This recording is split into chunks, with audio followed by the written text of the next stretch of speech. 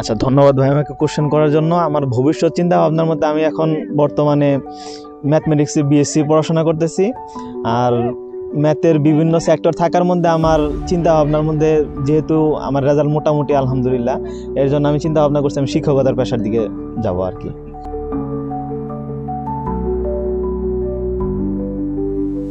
হ্যাঁ, ধন্যবাদ। এখন আমার যে আন্ডার গ্রাজুয়েট ডিগ্রিটা আমি করতেছি, আমি ম্যাথমেটিক্সের উপরে পড়াশোনা করতেছি। এখন আপনার বিশ্বে বিভিন্ন জায়গায় যদি আপনি চিন্তা ভাবনা করেন, আমরা সায়েন্স ব্যাকগ্রাউন্ড বলেন বা আপনার নন সায়েন্স ব্যাকগ্রাউন্ড বলেন, সব জায়গায় আপনার ম্যাথ লাগবে। আপনি ব্যক্তিগত জীবনে আপনার ম্যাথের খুব প্রয়োজনীয়তা আছে। তারপর আপনি ইন্ডাস্ট্রিয়াল দিকেও যদি চিন্তা ভাবনা করেন, ম্যাথের প্রয়োজনীয়তা অপরিসীম। আর শিক্ষক হিসাবে তো আপনার মানে স্কুলের বলেন, কলেজের বলেন, ভার্সিটি, যে জায়গায় আপনি চিন্তা ভাবনা করেন ম্যাথ আপনার লাগবেই। এই জন্য শিক্ষকতা পেশাটাই আমার কাছে সব থেকে বেশি ভালো মনে হয়।